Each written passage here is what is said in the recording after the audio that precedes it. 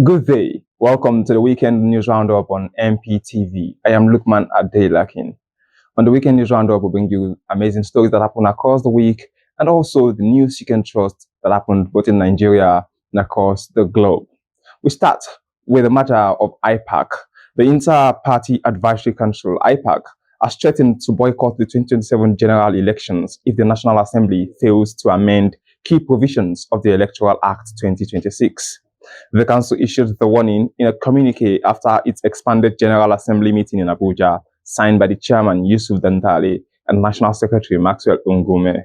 IPAC says some provisions in the new law could weaken Nigeria's multi-party democracy and undermine political party development.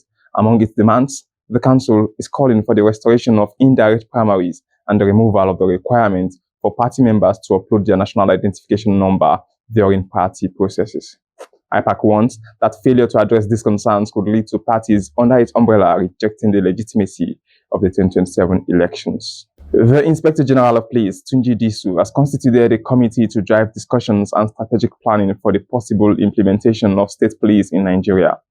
According to the police leadership, the committee is expected to examine the operational, legal, and structural requirements needed to establish a workable state policing system across the country. The move is part of ongoing national conversations on strengthening security and improving community-based policing amid rising insecurity in several parts of the country. The committee is expected to consult with relevant stakeholders and provide recommendations that would guide government decisions on the future of state policing in Nigeria. The Acting Inspector General of Police, Tunji Disu, has expressed support for the creation of state police as part of efforts to strengthen security across Nigeria. This made the position known while speaking on the need for reforms in the country's policing structure, noting that decentralizing the police would improve response. This made the position known while speaking on the need for reforms in the country's policing structure, noting that decentralizing the police would improve response to local security challenges.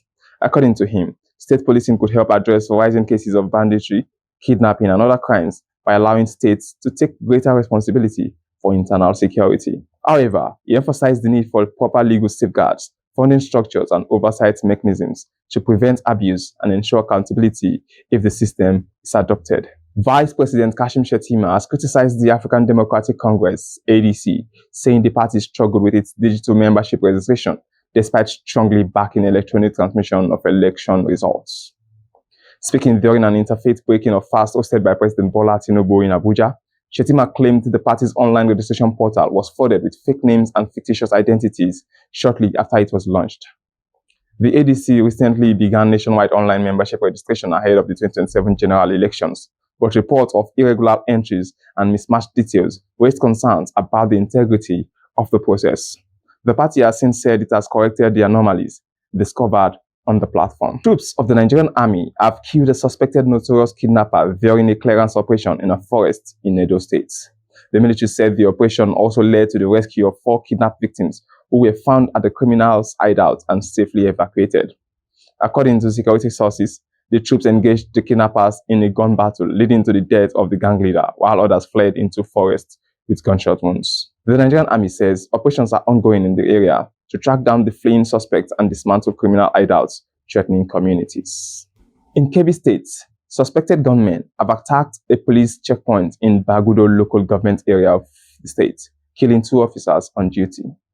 The attackers reportedly stormed the Bakinrua Majeboda Road checkpoint in large numbers and opened fire on the policemen before setting the tent used by the officers ablaze. Confirming the incident, the Kebbi State Police Public Relations Officer SP Bashir Osman said 2 officers were killed in the attack and that security operatives are on top of the situation and further details will be provided. The attack is the 3rd reported assault on security personnel along the Bakinrua-Majeboda corridor, raising fresh concerns over security in the area. The Nigerian Senate has begun an investigative hearing into the collapse of Crypto Bridge Exchange, CBEX, a digital investment platform allegedly linked to a massive Ponzi scheme that defrauded Nigerians of about 1.3 trillion naira. At the hearing in Abuja, lawmakers questioned financial regulators over possible oversight failures that allowed the scheme to operate. The Economic and Financial Crimes Commission, EFCC, disclosed that the fraud affected about 1,200 victims, adding that several assets connected to the operators have already been seized, while forfeiture proceedings have continued.